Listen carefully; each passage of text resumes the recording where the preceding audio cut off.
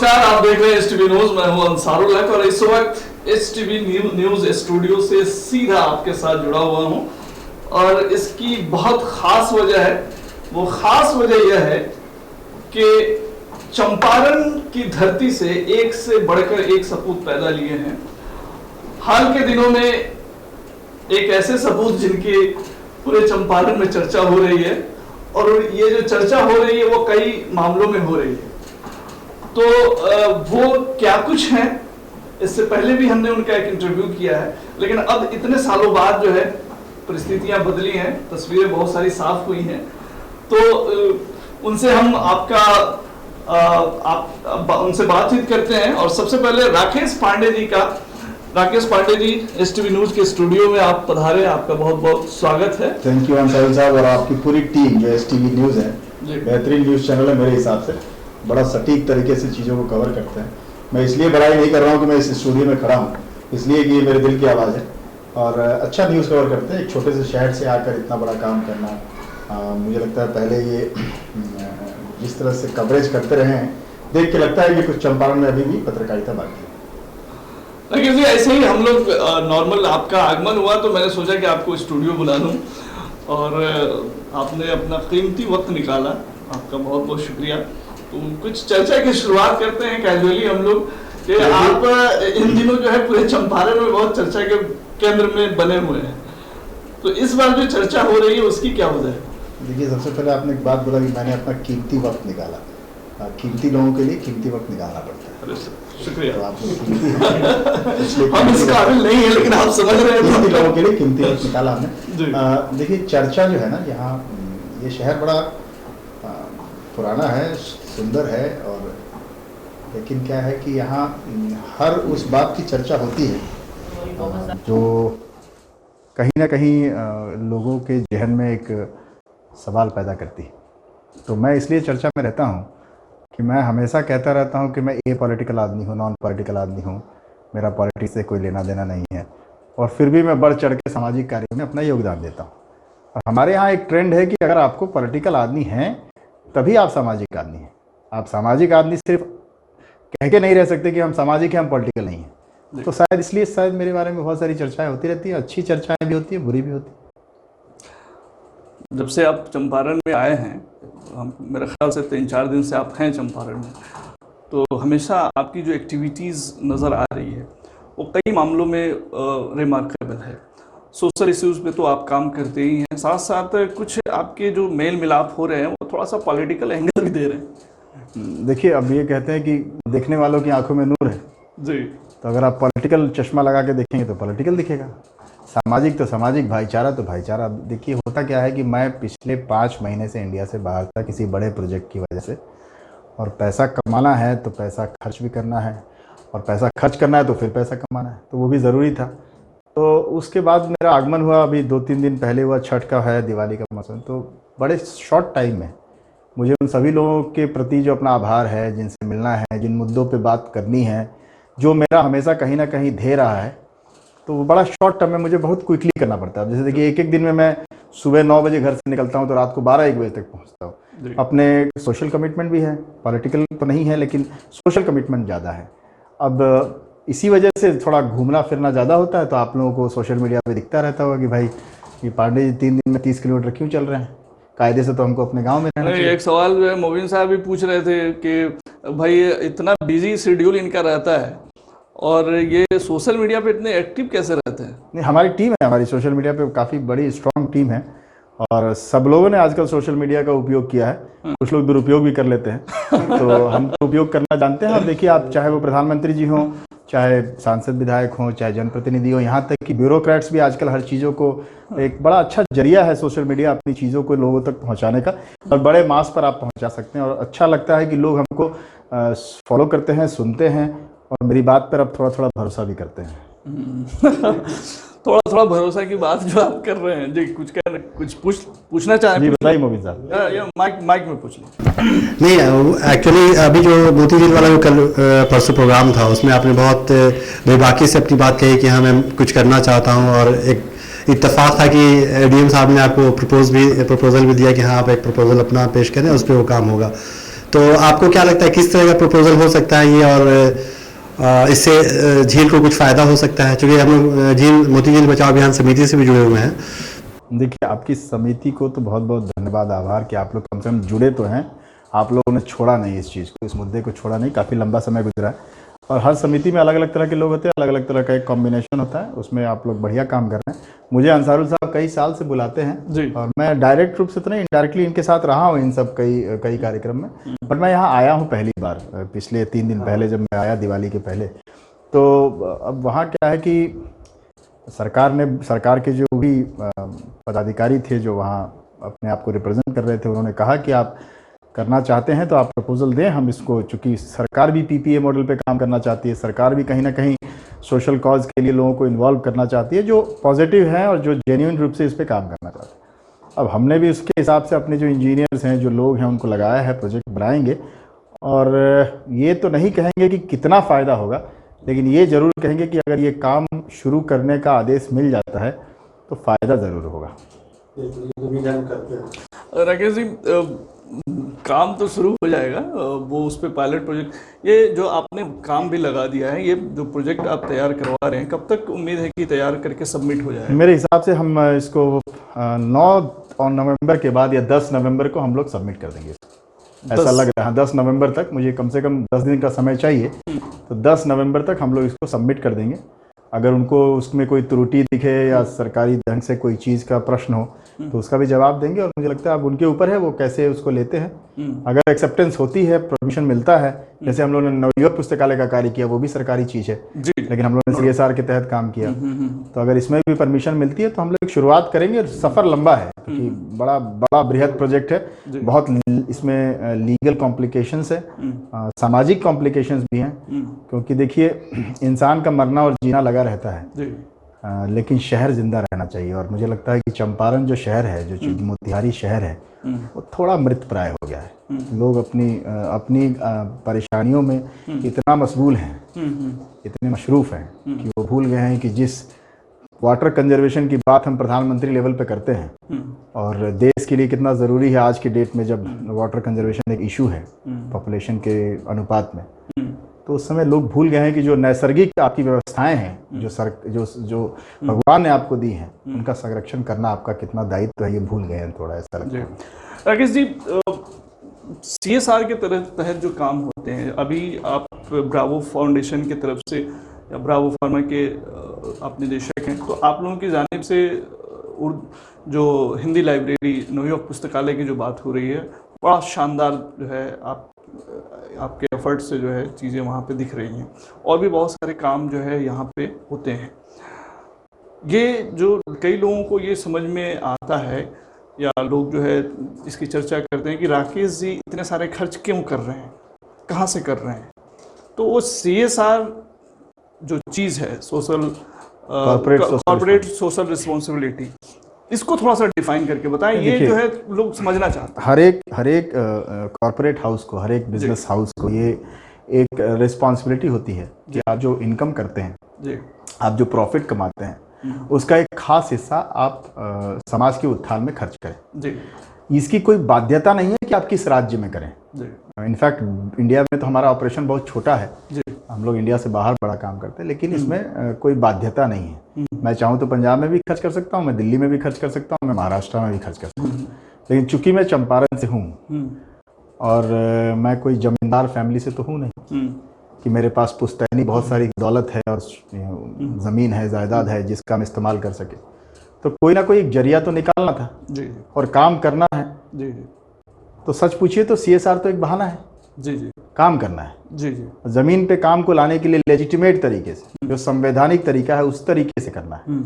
कई लोगों को रहता है कि भाई इनका जो धन है वो काला धन है, पीला धन है, तो भाई इसलिए हमने कहा कि हम इस सिस्टम से काम करेंगे ताकि कल को अगर आप जांचना भी चाहें, किसी को हमसे दुख भी हो कि भाई आपने कौन सी राशि खर्च कर दी, तो मेरे पास उसका हिसाब है। और लंबे समय तक काम करना है, ऐसा नहीं है कि किसी खास चुनाव के मकसद से काम करना है। आज अगर इस तरह का मुद्दा हम लोग उठा रहे हैं तो कोई चुनाव तो आज है नहीं, और इसके पहले भी हम काम करते रहे, कई चुनाव आए, विधानसभा आया, लोकसभा आया, तो ये कोई ऐसा नहीं है कि बहुत छोटे समय के लिए कोई एक जुमलेबाजी करनी है या एक कहानी सुनानी है लोगों को कि हम ये कर देंगे, आप हमको वोट दे दीजिए। मेरा पर्पस तो ये है कि हम ये करेंगे क्योंकि मेरा करना ये सहयोग भी नहीं, दायित्व है मेरा, और मैं इस कर्तव्य का निर्वाह करना चाहता हूँ। ये चीज़ें तो समझ में आती है राकेश जी कि आप चूंकि इसी मिट्टी से जुड़े हुए हैं और पैदा हुए हैं, तो एक मिट्टी के कर्ज के तौर पे जो है आप दुनिया में कहीं भी CSR के पैसे का इस्तेमाल कर सकते हैं लोगों की खिदमत के लिए, तो आप चंपारण के लिए करते हैं। लेकिन अचानक से ये 3-4 सालों में ही चंपारण वाले नहीं साहब, इसकी बड़ी अच्छी कहानी है। मैं आपको बताऊं कि 2017 में जी, देखिए आप देखेंगे अगर उठा के, तो 2016 में एक BSF में जवान थे जितेंद्र सिंह, और वो रक्सौल के रहने वाले थे जी। वो उनकी बॉर्डर पे वो शहीद हो गए, बहुत बड़ा जलसा भी निकला था उनके अंतिम दर्शन के लिए। और मैंने अखबार में पढ़ा तो मुझे लगा कि भाई ये इनकी फैमिली को सपोर्ट करना चाहिए। इनफैक्ट 27 अक्टूबर को उनका देहांत हुआ था जी। तो 27 अक्टूबर को फिर मैं रक्सौल में रहूंगा। तो मैं वहां गया और मैंने वहां 5 लाख रुपए उनके घर वालों को दिए। तो बहुत सारा प्रश्न हुआ मेरे ऊपर कि बुझाता जी बेतिया से चुनाव लड़ी हन कि सुगौली से चुनाव लड़ी हन। तो 2015 से मैं काम कर रहा हूँ, 15-16 से। बचपन में भी बहुत काम किया, लेकिन उस समय मीडिया मेरे को तरजीह नहीं देती थी, ना हमारी उतनी बिसात थी और ना हमारी उतनी औकात थी। तो अब क्या है कि अब 17 से काम दिखने लगा। यूनिवर्सिटी में कुछ करने का प्रयास किया, इधर किया उधर किया। तो जब देखिए ये जो है ना, एक सही समय पर जब आपके पास एक धन की प्रचुर मात्रा हो जाती है जी, तो जब आपकी अपनी इच्छाएं पूरी करने की सारे सामग्री उपलब्ध हो जाते हैं, तब आपको लगता है कि अब समाज के लिए भी कुछ करना चाहिए। अब अगर मैं अपने बच्चों, अपने फैमिली, अपने परिवार के लिए कुछ कर पाया, तो अब मेरा दायित्व बनता है कि अब मैं समाज के लिए भी करूं। और समाज तो मोतिहारी है, मेरा स्कॉटलैंड में जन्म तो हुआ नहीं है। तो इसलिए मुझे नहीं लगता कि मोतिहारी के लोगों को मेरे सहयोग से या मेरे कर्तव्य निर्वाह से, चाहे वो आर्थिक रूप से हो, सामाजिक रूप से हो, कोई परहेज होना चाहिए।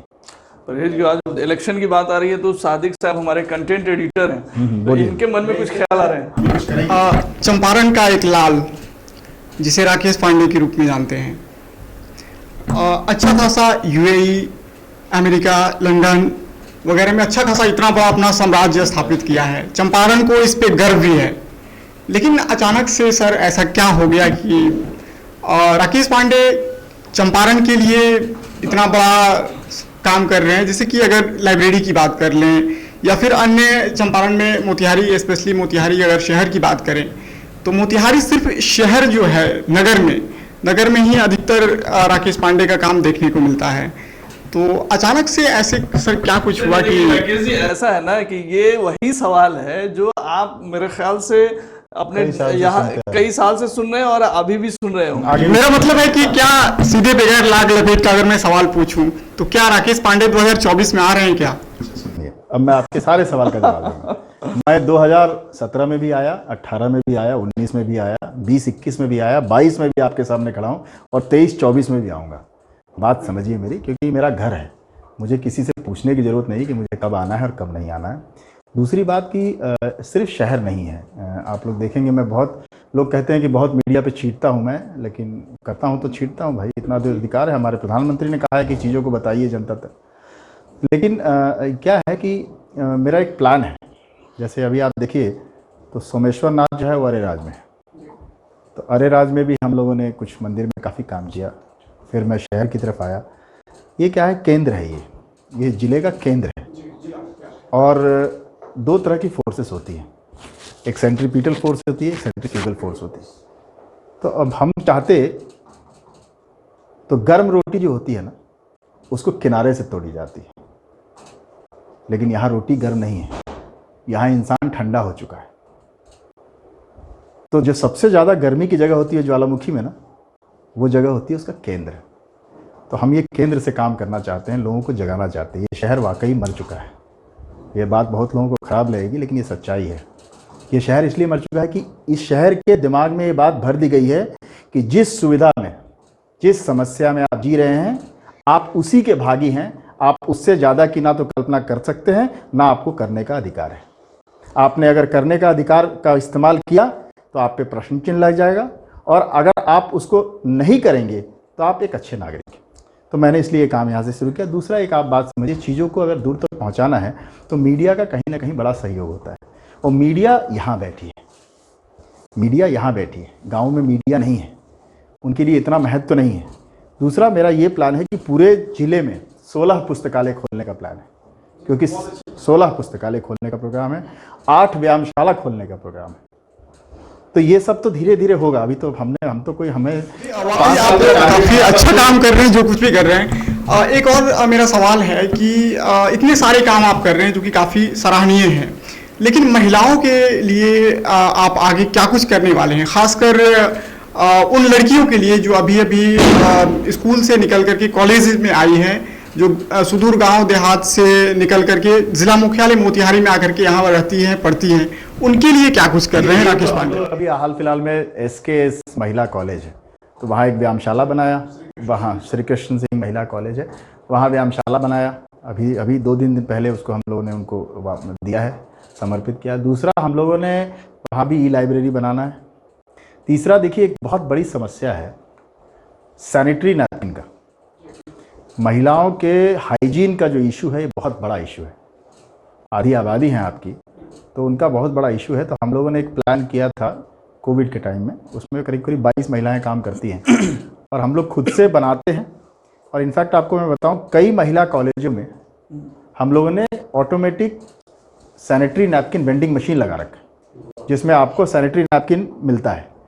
बीच में थोड़ी गैप थी, अब हम लोग उसका फिर से आपूर्ति उसकी करने जा रहे हैं बड़े स्तर पे। तो प्लान ये है कि अभी वुमेन हाइजीन पे काम करना है, सब पे तो मैं नहीं कर सकता। एक मुद्दा उठाया है कि सैनिटरी नैपकिन जो है, इनफैक्ट हमारी जो महिलाएं हैं जो काम करती हैं हमारे ऑफिस में, वो हर ब्लॉक में जाके, आप लोगों ने कभी शायद कवरेज नहीं किया होगा, हर ब्लॉक में जाके सैनिटरी नैपकिन के प्रति जागरूकता अभियान चलाती हैं और बांटती हैं मुफ्त। हाँ, तो ये एक छोटी सी पहल जो हम लोग कर रहे हैं, तो किसी से भेद नहीं है। राकेश जी, तमाम क्षेत्रों में आप काम कर रहे हैं, वो आपके बहुत सारे खबरें जो है आती रहती हैं और हम लोग चलाते भी हैं, ऐसा नहीं है कि तमाम खबरें, तकरीबन हर फील्ड में आपको, एजुकेशन में भी आप काम कर रहे हैं, महिलाओं के क्षेत्र में। मैंने ब्रावो फाउंडेशन का जो ऑफिस दफ्तर है वहाँ भी देखा है कि बहुत सारी महिलाएं काम कर रही हैं। नवयुग पुस्तकालय के लिए, छात्रों के लिए आप सोच रहे हैं, इतना सब कुछ कर रहे हैं, लेकिन लोगों के जहन में यही है कि राकेश पांडे पॉलिटिक्स में आना चाहते हैं। आप बार बार ये इस चीज़ से इनकार करते हैं कि पॉलिटिक्स में भैया हमको चुनाव नहीं लड़नी है, हम आते रहेंगे। पॉलिटिक्स में आना क्यों नहीं चाहते हैं, क्या वजह, मतलब इसमें बुराई क्या है? नहीं, मैं आपको बताऊं, देखिए मैंने कभी नहीं कहा कि मैं पॉलिटिक्स में नहीं आना चाहता, और मैंने कभी नहीं कहा कि मैं पॉलिटिक्स में आना चाहता। ये जिसने जैसी ज़रूरत थी उसके हिसाब से मायने निकाले। मैंने तो यही कहा कि मैं काम करना चाहता हूँ। अब मैं काम एक कॉरपोरेट बिजनेसमैन बन के करना चाहता हूँ, कि मैं समाज सेवी बन के करना चाहता हूँ, कि पॉलिटिशियन बन के करना चाहता हूँ, ये तो वक्त तय करेगा। आज मैं एक कॉरपोरेट हूँ, एक बिजनेसमैन हूँ, पैसे कमाता हूँ, बहुत लोग पैसे कमाते हैं, लेकिन मुझे इसमें आनंद आता है, मैं कर रहा हूँ। अब कल किसने देखा है कि कौन कहाँ जाएगा? मैं साहिबगंज से मैं हाई स्कूल किया हूँ, मुजफ्फरपुर ज़िले का एक शहर है। जी जी। वहाँ राजू सिंह जी जो है विधायक इन दिनों, और अच्छे पॉलिटिशियन जी। तो राजू सिंह, जब हम लोग पढ़ते थे तो राजू सिंह की बहुत चर्चा होती थी, जैसे आज आपकी चर्चा हो रही है। तो एक ब्रिज था जो कोलैप्स हो गया था किसी वजह से, और कई महीनों तक पड़ा रहा, लेकिन किसी की ध्यान उधर नहीं गई। लेकिन बाद में हम लोगों को पता चला कि राजू सिंह कोई हैं जो रूस में बहुत बड़ा कारोबार है उनका, जहाँ तक मुझे याद है, और वो अपने पैसा से बना रहे हैं। तो उस समय नेताओं की बहुत फजीहत हुई थी कि भाई नेता लोग सोए हुए हैं और एक कारोबारी जो इससे मोहब्बत रखते हैं, वो बिना किसी स्वार्थ के वो इन सब चीज़ों को करे। उसके बाद राजू सिंह जी का बहुत सारा सामाजिक सोशल वर्क देखने को मिला। तो उस समय वो पॉलिटिक्स में नहीं थे, वो उनका भी उस समय जो जवाब था वो आज जो आप जवाब देते हैं। तो क्या राजू सिंह के पैटर्न पे अगर देखा जाए, देखिए तो मैं आपकी बात से कहीं ना कहीं इत्तेफाक रखता हूँ कि राजू सिंह ने तय थोड़ी किया कि उनको पॉलिटिक्स में आना है। राजू सिंह तो काम कर रहे थे, तो मैं भी काम कर रहा हूँ। मैं थोड़ी तय कर सकता हूँ कि मुझे पॉलिटिक्स में आना है कि नहीं आना है। ये तो आपको और जनता को तय करना है कि मुझे पॉलिटिक्स में आना है कि नहीं आना है। जनता तय करेगी तो तैयार है, बिल्कुल तय करेगी तो बिल्कुल तैयार है। इससे अच्छा क्या उत्तर हो सकता है? आपके लिए ब्रेकिंग होगी। किसको रिप्लेस करेंगे? नहीं, मैं रिप्लेस करने किसी को नहीं आया हूँ, मैं अपना प्लेस बनाने आया हूँ। कहाँ प्लेस बनाएंगे? जहाँ पूरे भारत में कोई जगह मिल जाए, कुछ भी हो जाए भाई। हम कल को राज्यसभा हो जाए, कल को लोकसभा हो जाए, अब हम मुखिया का चुनाव तो लड़ेंगे नहीं रिप्लेस करने के लिए किसी को। तो एसटीवी न्यूज के कैमरे पे राकेश पांडे जी ऑन कैमरा कह रहे हैं कि अगर जनता चाहेगी तो वो चुनाव लड़ेंगे। भाई साहब बिल्कुल, आप एक बात बताइए, मैं कैसे तय कर सकता हूँ कि मेरे को नेता बनना है? मैंने कब कहा कि मुझे नेता बनना है इसलिए मैं काम कर रहा हूँ, आप लोग नेता बना दीजिए? लेकिन अगर आप तय करते हैं कि पांडे जी आप ही जैसा व्यक्ति हमारा नेता होना चाहिए, तो हम क्यों इनकार करें भाई साहब आपसे? हमें क्यों इनकार करने में मतलब कोई समस्या है कि हम उसको स्वीकार करने में हमें समस्या हो जाएगी? ये तो वक्त बताएगा, ये तो तय करना है लोगों को। और हो सकता है कि उनके लिए मैं ऐसे ही काम करता रहूँ, वो स्वीकार ना करें तो भी कि मैं नेता बनूं। नुकसान कहाँ है उनका? हमेशा नफा है उनका। समस्याएं आप देख ही रहे हैं और उन चीज़ों पे आप काम कर ही रहे हैं। बेसिक समस्याएं आपको क्या नज़र आती है? एक पॉलिटिशियन जो खुद को यहाँ का प्रतिनिधित्व करना चाहते हैं या जो कर रहे हैं, उन लोगों को यहाँ के प्रॉब्लम्स आपकी नज़र में क्या है, उन पर ध्यान देना चाहिए? देखिए, मैं फिर से कहता हूँ कि समस्याएं बहुत बड़ी है, क्योंकि ये देश बड़ा है, यहाँ पॉपुलेशन का लोड बड़ा है, यहाँ जिले भी बड़े हैं, वहाँ पर यूनिट जो डेंसिटी है पॉपुलेशन की वो भी बहुत बड़ी है।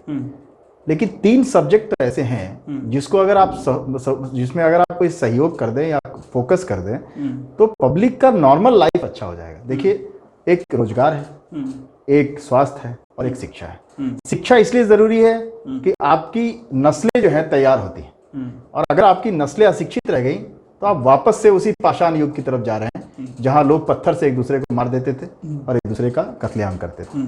दूसरा, स्वास्थ्य इसलिए जरूरी है कि आपकी जो जनरेशन है अगर वो स्वस्थ नहीं है तो वो आपकी वर्क फोर्स है, वही लोग काम करते हैं, वही लोग आगे जिंदगी में कंट्रीब्यूट करते हैं सोसाइटी में किसी ना किसी रूप में, चाहे वो अर्निंग में हो, टैक्सेशन में हो, वो कमजोर हो जाएगी। और तीसरी, रोजगार इसलिए जरूरी है कि अगर रोजगार हो जाए, तो मैं आपको एक बात बताता हूँ, अगर एक व्यक्ति के पास 15,000 रुपए की सैलरी का एक नौकरी आ जाए हर महीने का, फिक्स हो या 20,000 का हो जाए, तो ये जो पॉलिटिशियंस के पीछे लोग जो चाटुकारिता करते हैं, जी हजूरी करते हैं या उनकी भीड़ का हिस्सा बनते हैं, वो कम हो जाएगा। उसकी डिपेंडेंसी एक पॉलिटिशियन पे कम हो जाएगी। तो फिर पॉलिटिशियन की डिपेंडेंसी जब पब्लिक पे हो जाए तो चीजें सुचारू हो जाएंगी। फैन फॉलोइंग की अगर बात करें तो मेरे ख्याल से चंपारण में आप ऐसे पहले शख्सियत हैं जिनकी सोशल मीडिया पे गजब की फैन फॉलोइंग। नहीं, आप कुछ भी रवीश डालते जी हैं, रवीश जी बहुत बड़े, रवीश जी तो खैर बहुत बड़े हैं, वो हैं। उनकी बात थोड़ी सी हम अलग कर लें क्योंकि वो फिर एक अलग दायरे में आते हैं। यहाँ के अगर बात कर लें तो इसके पीछे वजह आप क्या मानते हैं? इतना जो इतनी जो लोग आपको जो है फीडबैक देते हैं, बहुत सारे कमेंट्स, आप जब लाइव आए चाहे फिर कोई पोस्ट डालें तो ये देखने को मिलता है। देखिए, ये एक बार मुझे लगता है एक बार कृष्ण के बारे में उद्धव ने पूछा गोपियों से कि भाई वो काले हैं, इतने भद्दे से लगते हैं, तो उनको क्या है, उनसे क्यों इतना प्रेम है? तो उन्होंने कहा, उद्धव मनमाने की बात आप पढ़ेंगे, अवधि में है। तो अब यहाँ की लोगों को शायद कुछ तो अच्छा लगा होगा मेरे अंदर, वो इतनी मोहब्बत करते हैं, तो इसके पीछे कोई वजह होगी। या मैं वैसे इतना खूबसूरत तो नहीं हूँ, लेकिन फिर भी हो सकता है उनके कहीं दिल के करीब कोई बात हो जिसको मैंने कोशिश किया हो पूरा करने का, या उनको मेरे अंदर कोई दिखता हो जिसको वो पसंद करते हैं। लेकिन जो भी करते हैं उनका बहुत बहुत धन्यवाद है, और मैं भी कोशिश करता हूं कि उनको बहुत पॉजिटिविटी की तरफ लेके जाऊं। मैं अपने पोस्ट में इस बात का ख्याल रखता हूं कि आपके अंदर जो सकारात्मक ऊर्जा है उसका संचार होते रहना चाहिए। आपको भी लगना चाहिए कि भाई गांव में हो, शहर में हो, आप भी जीवन में बड़ा काम कर सकते हैं। आपका जीवन भी एक अमूल्य है, और आप ऐसे नहीं है कि अगर आप मोतिहारी में हैं और आप गरीब हैं तो आपकी जिंदगी में अंधकार है। आपके सामने भी बड़ा आसमान है, खुला आसमान है। एक और सवाल सर, आपकी जो वेशभूषा आमतौर से जो रहती है वो एक कट्टरवादी कहते हैं कि लोग जो है उस तरह की दिखती है, या फिर जो है बहुत सारे लोग आपको इस नज़रिए से भी दिखते हैं। भारत को लेकर के आप क्या विचार रखते हैं कि किस तरह का माहौल रहना चाहिए भारत में? देखिए, पहली बात मैं आपको एक बात बताऊं कि गंगा जल जो है वो सनातन में बड़ा शुद्ध है। पटना में गंगा नदी क्रॉस करती है, तो क्या पटना के मुसलमान गंगा का पानी नहीं पीते? उनके घर में जो सप्लाई जाती है वो गंगा से ही जाती है। और अगर हरा रंग मजहब डिसाइड करता है और भगवा रंग मजहब डिसाइड करता है, तो फिर इंसानियत का रंग कौन सा है? आप पहले बताइए। इंसानियत का कोई रंग है तो मुझे बताइए। देखिए, कपड़े के रंग से इंसानियत के रंग को नहीं तौला जा सकता है। आप हिंदू हों, आप मुसलमान हों, आप कुछ भी हों, सबसे पहले आप इंसान हैं। और मैं आपको बार बार बोलता हूं कि अगर मैं अपने पिताजी की इज्जत करता हूं तो मैं आपके पिताजी की भी उतनी इज्जत करूंगा। तो जितना मैं अपने धर्म की इज्जत करता हूं उतना ही मैं आपके धर्म की इज्जत करता हूं। तो मुझे नहीं लगता है कि कोई ऐसा कट्टरवाद मेरे अंदर है।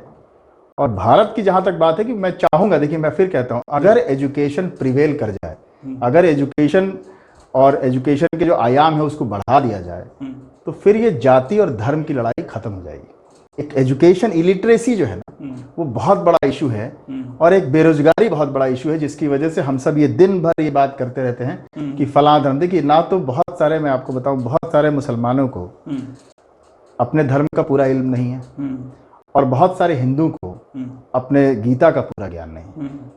तो प्रॉब्लम ये है कि ये ज्ञान होगा कैसे? जब आप पढ़ेंगे तब तो, जब आपके अंदर ये दिमागी तौर पे आप तैयार हो जाए कि चीज़ों को मुझे पूरा समझना है। जैसे हम पहले भी बोलते रहे कि अन अल हक, अगर सूफी में बोलें तो उसका संस्कृत रूपांतरण अहम ब्रह्मास्मि होता है। आप एक तरफ निराकार ब्रह्म की उपासना की बात करते हैं, दूसरा आदमी कहता है जी बुत परस्ती नहीं है। तो आप पढ़ेंगे समझेंगे तब तो।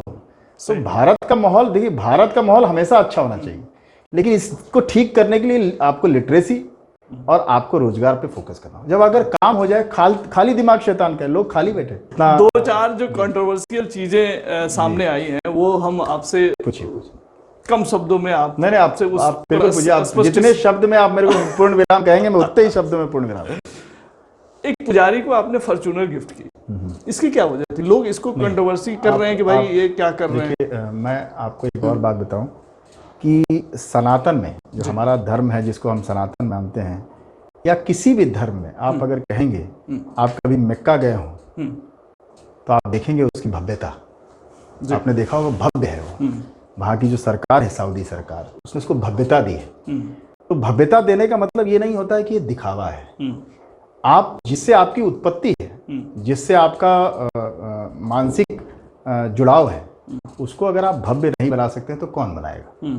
अब रही बात की एक कंट्रोवर्सी की, तो मैंने सोमेश्वरनाथ जो मंदिर है उसके जो गुरुजी हैं, जो मठाधीश हैं, उनको एक गाड़ी देने की बात आई, और इसमें बहुत लोग सच्चाई नहीं जानते हैं। उनको गाड़ी इसलिए दी कि मुझे लगा कि यार जिस सोमेश्वरनाथ धाम में हम जाते हैं, वहाँ के पुजारी को अगर मैं कोई सुविधा दे सकता हूँ जिससे वो भी गर्मी जाड़ा बरसात में जाएं, तो अच्छा रहेगा। तो मैं चाहता तो मारुति 800 भी दे सकता था, वही तो फॉर्च्यूनर सीधा। तो अब ये बताइए कि देने वाले का दिल बड़ा हो और गाड़ी बड़ी हो जाए, तो इसमें दोष किसका है? अब देने वाले का दिल बड़ा हो, कहने को तो मुझे भी ये दिल की बात। अब कहने को कि मुझे क्या जरूरत थी कि मैं नवयुवक पुस्तकालय पर 55 लाख रुपए खर्च करता। ये तो देने वाले के दिल के ऊपर है। अब तो सवाल ये भी उठ रहे हैं कि नवयुवक पुस्तकालय बना दिए, उर्दू लाइब्रेरी को छोड़ दिए। नहीं, हमने नहीं छोड़ा, हमने अभी हाल फिलहाल में मीटिंग की है, और हम इसीलिए गए थे कि उसको भी थोड़ा एनहांस किया जाए। अच्छा, देखिए हम ये नहीं बनाना चाहते हैं कि हम हिंदुओं के करीब हैं तो मुसलमानों के भी करीब, ऐसा नहीं। हम ये बताना चाहते हैं कि मुसलमान के बच्चे को भी पढ़ना चाहिए। नहीं, देखिए ये सवाल इसलिए होता है ना कि आपने, मुझे अच्छी तरह याद है, आपने उर्दू लाइब्रेरी में वो मेरे ख्याल से स्मार्ट बनाया था, वो कंप्यूटर वगैरह लगवाए थे। उस वक्त भी ये आवाज़ उठी थी कि भाई उर्दू लाइब्रेरी में कर रहे हैं, हिंदी लाइब्रेरी में नहीं कर रहे। वही तो मैं कह रहा हूँ, मैं चाहता हूँ कि चाहे वो मुसलमान का बच्चा हो, चाहे वो हिंदू का बच्चा हो, वो दोनों ही पढ़ें, क्योंकि अल्टीमेटली वो दोनों भारत के बच्चे हैं। So that's all. एक सबसे सीरियस सवाल ये है कि आपको लेकर के ये बाजार में फैली हुई है बात कि आप राधा मोहन सिंह जी के बहुत खिलाफ हैं, और जो है उनको जो है आप टारगेट कर रहे हैं, उनकी जगह आप लेना चाहते हैं। देखिए वो मेरे से बहुत बुजुर्ग हैं, और वो सम्मानीय व्यक्ति हैं, और मेरे से काफ़ी पहले से पॉलिटिक्स में हैं, संगठन में उनका बहुत बड़ा योगदान है, और हम लोग उनके सामने बहुत जूनियर हैं। तो आदमी को रिप्लेस नहीं करता, ये बात आप याद रखिएगा, बहुत इंपॉर्टेंट है ये लाइन, कि आदमी को रिप्लेस नहीं करता, वक्त आदमी को रिप्लेस करता है। तो जब उनका वक्त पूरा हो जाएगा तो खुद पे खुद ही रिप्लेस हो जाएंगे, तो मुझे इसकी करने की क्या जरूरत है। दूसरी बात रही खिलाफत की, तो मैं किसी भी व्यक्ति विशेष का खिलाफत नहीं करता। मेरी कोई चीज पे अगर मुद्दे पे मैं आवाज उठाता हूँ, या मैं कोई परिपाटी स्थापित करना चाहता हूँ, मैं उस विषय पे अपने आप को केंद्रित करता हूँ। जैसे मेरा ये मानना है कि इस शहर को मेरे जनप्रतिनिधि और दे सकते हैं, तो इस बात को रोना इस बात का। हाल में आपकी मुलाकात पवन जायसवाल जी से भी हुई? जी, उनके पिताजी का देहांत हुआ था, तो उन्होंने मुझे आमंत्रित किया था, लेकिन मैं इंडिया से बाहर था तो आया नहीं। तो एक कटसी बनती है, देखिए वो किसी भी पार्टी के हों, पॉलिटिशियन हो नॉन पॉलिटिशियन हो, इंसान है, और किसी इंसान के पिताजी का अगर देहांत हो जाए तो सारी बात भुला के आपको उसके यहाँ जाके अपनी श्रद्धांजलि तो अर्पित करनी चाहिए। तो इसमें कोई गुनाह तो नहीं है साहब, बताइए। नहीं, गुनाह तो नहीं है, लेकिन राकेश पांडे जी बेबाकी के लिए जाने जाते हैं और हर सवाल का जवाब है। कई तरह से हमने इनसे जानने की कोशिश की। राकेश पांडे जी, आज जो भी चीजें आपने रखी, जो भी बातें आपने रखी, एक राकेश पांडे से जो है शिक्षा से शिक्षा से जुड़ी हुई काफ़ी चीज़ें आप कर रहे हैं, जैसे हिंदी लाइब्रेरी, नवयुवक पुस्तकालय हुआ या उर्दू लाइब्रेरी हुई, तो इसमें आपके साथ युवा भी काफ़ी बड़ी तादाद में जुड़े हुए हैं, अच्छी बात है। तो इसमें एक बहुत अहम चीज़, जैसे उन्होंने कहा आपके वेशभूषा पे क्या पैसा गेटअप क्यों रखते हैं, तो ये तो आप हर इंसान की अपनी एक ये होती है पसंद है कि हमको ये पसंद है। लेकिन मैं जो चाहता हूँ कि हर धर्म के लड़के आपके साथ जुड़े हुए, युवा जुड़े हुए हैं, तो उनको अपने धर्म के बारे में पता होना चाहिए। जैसे आपने भी कहा कि बहुत से मुस्लिम को भी पता नहीं है कि क्या इस्लाम क्या कहता है, बिल्कुल सही है। तो इस तरह का कोई व्यवस्था आप इन फ्यूचर करना चाहते हैं कि जो सनातनी हैं उनको पता होना चाहिए कि उनका थॉट क्या है, जब आप जो मुस्लिम हैं उनको पता होना चाहिए। आजकल होता क्या है कि थोड़ी बहुत नॉलेज है और उससे हम रोड पे निकल जाते हैं, लड़ने भिड़ने को तैयार हो जाते हैं, उनको खुद पता नहीं कि उनका धर्म क्या कहता है। हमारा इस्लाम ये कहता है कि आप अपना खाना खाने से पहले 70 घर पूछ लीजिए कि आपके यहाँ खाना खाया है कि नहीं लोगों ने। पड़ोसी 70 घर पड़ोसियों को पूछना, वो कहीं नहीं लिखा है कि हिंदू को पूछना या मुसलमान को पूछना, पड़ोसी को पूछना है। तो वो इस्लाम को वो अच्छे से जानते नहीं और किसी भी मुद्दे पे बहुत मतलब भड़काऊ तरह से आ जाते हैं, या फिर आपके इसमें सनातन भी उतना ही पोलाइट वे में आता है हर चीज़ों को तक, और क्या। तो सब जगह वही फिर भी इस तरह की चीज़ें आती है। तो इस पे आप क्या कर रहे हैं, इस तरह की कोई कोशिश आपकी है? आप एक बात, आपने जो सवाल पूछा कि दोनों ही धर्म के जो लड़के हैं या युवा हैं उनको अपने धर्म के प्रति जागरूक होना चाहिए, उनको समझना चाहिए, और उसके लिए मैं क्या कर रहा हूँ। देखिए, कायदे से देखिए तो हम भी जब बचपन में बड़े हुए तो हमको इतना इल्म नहीं था, इतनी जानकारी नहीं थी, ना इस्लाम के बारे में जानता था, ना जो सनातन उसके ऑफ कोर्स नहीं, क्योंकि हमारे यहाँ सिस्टम नहीं है। हमको अंग्रेजों ने इतने साल शासित किया है कि उन्होंने हमें दूसरे दिशा में हमको मोड़ के रख दिया है, तो हम इसको समझने की कोशिश नहीं करते, और जब तक समझेंगे नहीं तब तक कंट्रोवर्सी पैदा रहेगी। तो एक चीज़ तो ये है कि अगर पॉलिटिशियंस अपनी जो एक तुर्क का इक्का है, जो धार्मिक उन्माद का जो तुर्क का इक्का है, वो बंद कर दें तो इसकी ज़रूरत खत्म हो जाएगी। दूसरा नहीं, बिल्कुल वो इसलिए बंद कर दें क्योंकि जब आप फोकस करेंगे डेवलपमेंट पे, आप फोकस करेंगे एजुकेशन पे, तो स्वतः बंद हो जाएगा ये चीज़। बंद करेंगे तो वो डेवलपमेंट करना पड़ेगा, वो डेवलपमेंट नहीं तो बिल्कुल, तो इसी बात को तो याद दिलाने के लिए हम चंपारण आए हैं कि आपको बंद करना होगा और डेवलपमेंट की बात करनी है। अब रही बात की ज्ञान देने की कि दोनों धर्मों की, तो मुझे लगता है कि अगर आप एक व्यक्ति को एजुकेट कर दें और वो इतना उसको इसकी तामील इस लेवल की हो जाए, तो आदमी स्वतः ज्ञान अर्जित करने लगता है और चीज़ों को समझने लगता है। जब आप मानसिक रूप से अशांत हैं तो आप कभी भी किसी भी धर्म की बात को आपके समझ में नहीं आएगी। तो धार्मिक जो उन्माद है, जो धार्मिक अशांति है, वो कब खत्म होगी? जब आप एजुकेटेड होंगे तो आपकी सेल्फ एनालिटिक पावर बढ़ेगी और तब आप सही और गलत में फ़र्क कर सकते हैं। फिर अपने धर्म को आप पढ़ेंगे भी। कई लोग मैंने देखा है जिनको कुरान पहले नहीं पता, लेकिन वो 50 साल के हो गए तो वो कुरान पढ़ रहे हैं, उसको इंटरप्रेट करते हैं। तो ये इसके लिए एजुकेशन बहुत इंपॉर्टेंट है मेरे हिसाब से। एक आखिरी सवाल सर, जी। एक बहुत पॉजिटिव, और इसके लिए मैं आपको मुबारकबाद भी देता हूं कि आप ब्रावो फार्मा का एक यूनिट जो है पूर्वी चंपारण में एस्टेब्लिश कर रहे हैं। उसके बारे में थोड़ा सा बता दें कि वो किस तरह का फॉर्म है, किस तरह से एस्टेब्लिश हो रहा है और कितने सारे रोजगार डेवलप हो सकते हैं। देखिए, और कब तक? मेरा जो प्लान है, वैसे मैं प्लान कहता हूं तो लोग कहते हैं कि खाली कहते हैं। मेरा प्लान जो था वो ये था कि 2018 में हम लोगों ने इसकी शुरुआत की। फिर 19 में कुछ डॉक्यूमेंटेशन वगैरह, चूँकि बिहार हम लोग के लिए एक अलग स्टेट था, पहली बार इंडिया में आए और बिहार में आ गए, तो यहाँ के जो कायदे कानून है सरकारी, उनसे हम लोग को बहुत हुज्जत करनी पड़ी। और 2019 के बाद से कोविड आ गया, तो फिर 20 और 21 तक हम डिस्टर्ब रहे, लेकिन 21 से लेकर मार्च 2022 में हमको सारे परमिशंस मिल गए। इनफैक्ट हमारा जो लोन था वो भी सैंक्शन हो गया। लेकिन हम लोगों ने थोड़ा इस प्रोग्राम को अब चेंज कर दिया जी। हमने भी अपने पॉलिटिशियन से कुछ सीखा है, और आपके माध्यम से बता दूं कि हर पॉलिटिशियन जो है वो चुनाव के ठीक 3-4 महीने पहले शिलापट पर अपनी नाम लिखवाता है और शिलान्यास कर देता है या उद्घाटन कर देता है, चाहे वो किसी मार्ग का हो, किसी बिल्डिंग का हो या किसी योजना का हो। तो हमने भी सोचा यार हम भी अपने बड़े लोगों के पथ पे चलते हैं, और 24 मार्च में या अप्रैल में हम भी अपनी ये फैक्ट्री चालू करेंगे और उसके बाद बी फार्मा कॉलेज के शिलान्यास करेंगे। और एक लीची प्रोसेसिंग प्लांट का मेरा मन है, उसमें काफ़ी एक सुधीश नारायण जी हो मेरी काफ़ी मदद कर रहे हैं। फूड प्रोसेसिंग के लिए गवर्नमेंट ऑफ इंडिया की तरफ से बहुत बड़ा सब्सिडी भी है, उस पर भी मैं काम कर रहा हूँ। आपके माध्यम से शायद पहली बार ये जिक्र कर रहा हूँ, क्योंकि जिक्र करता हूँ तो फिर बहुत लोगों को इसमें प्रेशर हो जाता है, लेकिन जिक्र कर दिया क्योंकि मन है भाई, आपके मन में इच्छाएं हैं तभी काम पूरा होगा, चित्त में विचार है, संकल्प है तभी काम पूरा होगा। तो ये है अपना प्लान और मुझे ऐसा लगता है कि मेरा ये टारगेट है कि 2025 आते आते कम से कम 500 से 1000 लोगों को एम्प्लॉयमेंट देना है। बहुत शानदार विचार हैं और आपके, और हम ये उम्मीद करते हैं कि इससे चंपारण के युवाओं को फ़ायदा होगा और राकेश पांडे निरंतर इस तरह के प्रयास करते रहेंगे। सर, HTV न्यूज़ के स्टूडियो में आप आए और HTV न्यूज़ के तमाम सवालों का बेबाकी से जवाब दिए, इसके लिए आपका बहुत बहुत शुक्रिया। और ये एक बिल्कुल आपने जितने बेबाकी से सवाल किया उतनी बेबाकी से हमने कोशिश की है, कहीं कोई त्रुटि हो तो क्षमा चाहते हैं। नहीं, बिल्कुल। थैंक यू आपका ये मोहब्बत का एहतराम है भाई, बहुत बढ़िया, थैंक यू। नहीं, आप हमारे स्टूडियो आए, आप हमारे मेहमान हैं, थैंक तो यू, ये हमारा thank you so much ji, thank you so much, thank you ji. Rakesh Pandey ji आज HTV न्यूज़ के स्टूडियो आए और इनसे हमने बहुत सारी बातें की। तमाम खबरों और डिबेट्स के लिए जुड़े रहिए HTV न्यूज़ के साथ। लेकिन यह इंटरव्यू आपको कैसा लगा हमें बताइएगा ज़रूर।